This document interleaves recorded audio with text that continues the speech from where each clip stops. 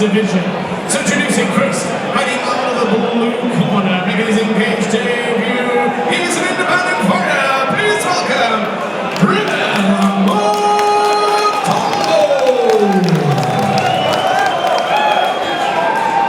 His opponent standing across the cage, fighting out of the red corner. He enters tonight with a record 2 victories, 2 defeats, representing Hammer and sitting as a BJJ. Ladies and gentlemen, please welcome Cunningham. Your referee charge here to Mr. Newhall. Well, Brad, cage door closing on another amateur heavyweight contest. Grivel Moutombo fighting out of the blue corner in the blue FCC pitbull shorts, taking on Rob Cunningham, a Hammer real MMA fighter. The red corner, the white, gray West Coast pitbull trunks. 5th amateur fight for Rob Cunningham, and the debut for Grivel Moutombo. Yeah, he has had some fights at the white collar level, I believe, so not his first rodeo. But a big task to be taken on in your debut. Literally, figuratively, any way you cut it, Rob Cunningham. I know Rob's been switching up his training ahead of this one, and this really is going to be speed versus power. Big 1-2 from Cunningham as Moutombo tries the overhand right, and immediately you see him circling away from the big man. Cunningham, though, is going to put his power to good use in these close quarters exchanges. Knee up the middle from Moutombo, and Cunningham. Nice tight clinch there Yeah. from Moutombo. Of course, he can't knee to the head, but he can knee to the body there. Look to work on the breadbasket of Cunningham. Cunningham pressuring his man against the cage. Tried to get behind, but Tried the sacrifice throw there, and Moutombo is going to end up in that top position, and that's the risk you take. You've really got to get that rotation in the hips and the upper body on the way down. well, certainly the smaller heavyweight on top now. Got the mount. You've got to believe if Cunningham gets on top in this one, that's a bad position for Moutombo. But right now, it couldn't be much better for the independent man fighting out of the blue corner. He's got that top position, looking to try and free up his arms. Cunningham, though, He does train with a team called Hermanos MMA, so I don't know if maybe he's just been asked to be referred to as independent here, but I do see one of his cornermen in one of their shirts, so it looks like that's the fight team he's representing. And a good crowd here with Moutombo. If he looks to land some ground and pound, Cunningham got to be careful here. Ties his man up in guard. Trying to stay busy. Moutombo passes to side control. Big knee to the body. Bravo! I know you love those, Steve. Don't happen nearly enough. Good work from...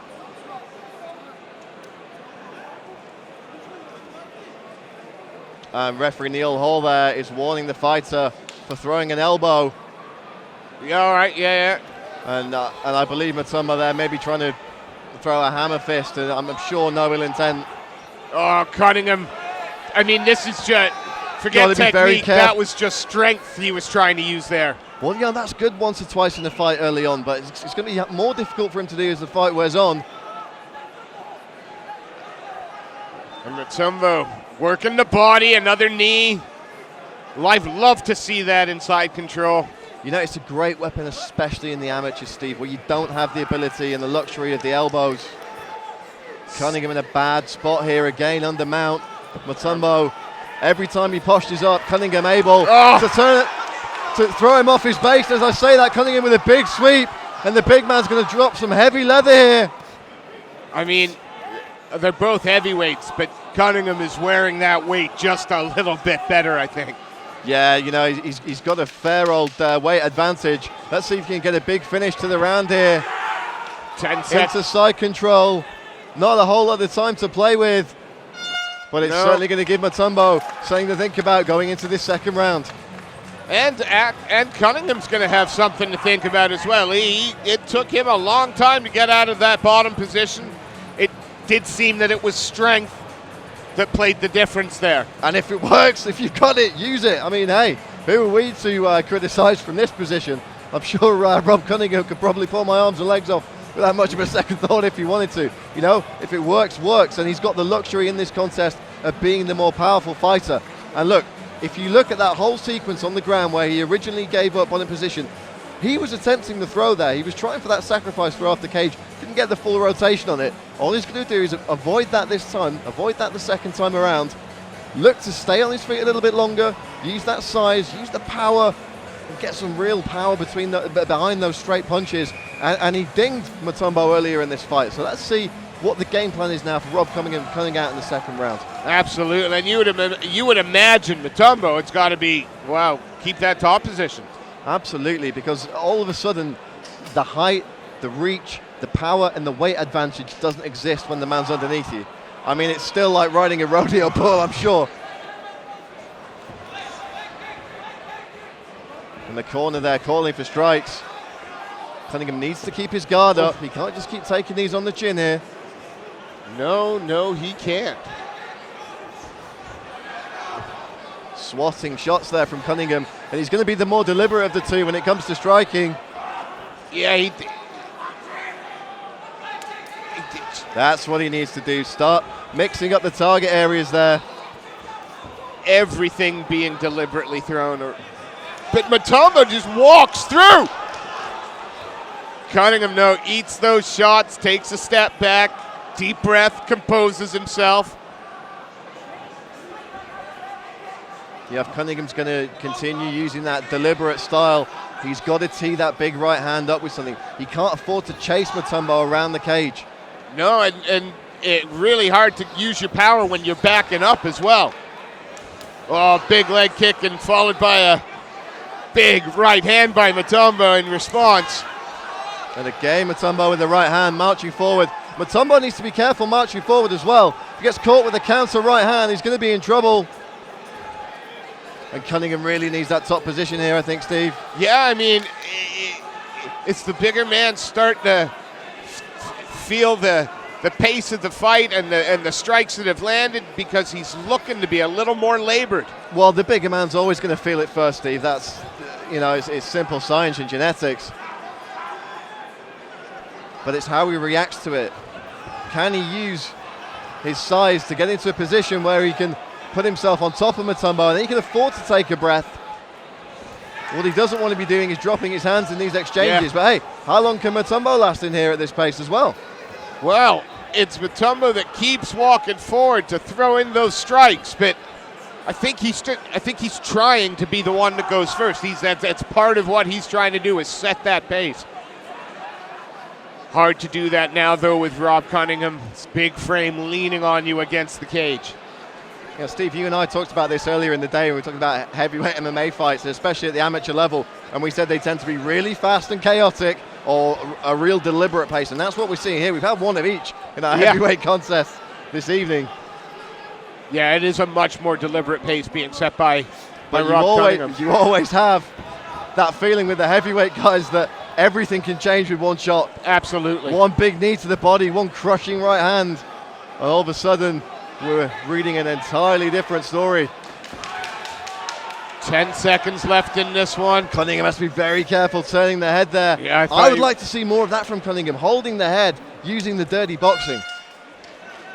Some big breaths from Rob Cunningham there.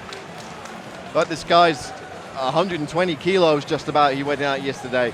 The more the fight wears on, the more the body weight is going to become a factor in terms of his own cardio, his own stamina.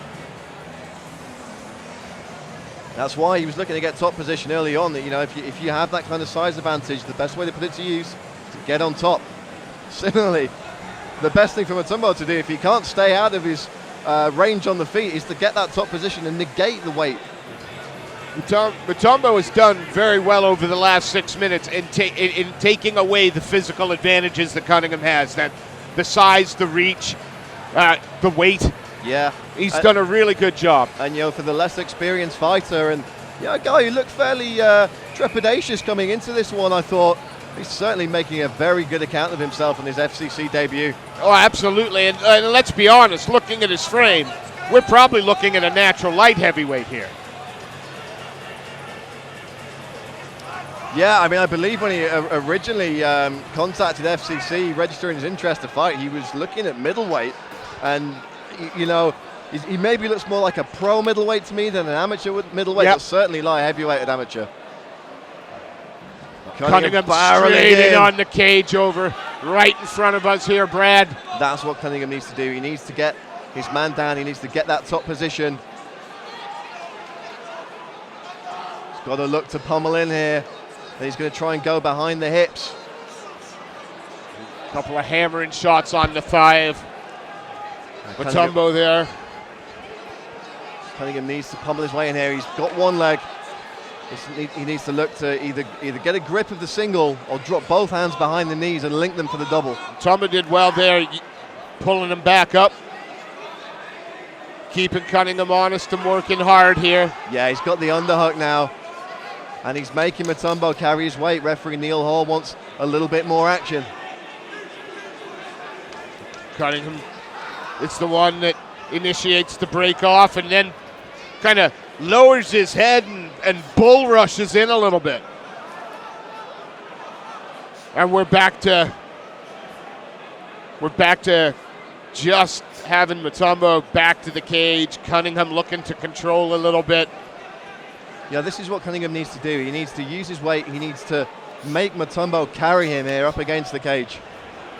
And maybe a bit of frustration creeping in from Moutombo there. He looked like he was almost sort of gesturing to Neil Hall to say, hey, how long are you going to let this guy lean on me? Referee with the break there. Big deep breath from both these guys. Yeah. Cunningham again coming forward. Moutombo looking for a Superman punch there. Cunningham with the leg kick. Looking to get the body lock here and take his man down. Good hips from Moutombo there. Yeah, the takedown defense has been excellent. You know, it's Cunningham. You know, whenever Moutombo throws a shot, Cunningham looks a little gun shy. Yeah, maybe. He turns away a little bit. He turns into the punches, but. And you see the corner there of Cunningham asking the man to pick the ankle out. It's the right leg of Moutombo now carrying all his weight. That's what he's balancing on. If Cunningham can strip that ankle, he's going to get a takedown here. Look, Cunningham's comfortably in control of this round, but you know he may need something big here, considering how the first two have gone. Well, yeah, there's no doubt at the moment that the cage control, where the fight is taking place, is all on Cunningham. But got to be frustrated he hasn't been able to grapple Moutombo down to the ground. I mean, look, you know, like we say, we're essentially looking at a pro middleweight here in Moutombo. You know, Cunningham's probably never fought anyone that fast before. You know, there are advantages and disadvantages. And look, you know, they say a good big fighter will always beat a good little fighter, but you know, we've seen the early UFCs, it doesn't always work like that. 10 seconds left. This round has been much better for Cunningham in terms of control. Never really able to tee off on his opponent at all. Entertaining 9 minutes there. Yeah, it was. You know, he did catch Moutombo in that first round. In one of the very early exchanges, really stiff-armed him with a jab. And, you know, unfortunately, we didn't get to see a whole lot more of that. Moutombo was very game, a bit wild with his striking, jumping in. A more experienced guy is going to be able to counter him there. Cunningham, though, you know, mental fortitude from this young man going into the third round, able to really put a much more solid, much more successful game plan in place in that third and final frame. And you know, if that sacrifice throw had gone differently in the first round, it's a completely different fight. Yeah, absolutely. So, you know, let's see, Steve, how our judges have scored this. You know, the second round, as I remember, it was pretty tight. The third round was Cunningham's. Third round, probably Moutombo's on the scorecards. Could come down to that second. Absolutely. Well, there's 3 judges around cage side who know better than us. Let's pass it over to our MC, Mr. Jonathan Miller, and he'll make it official.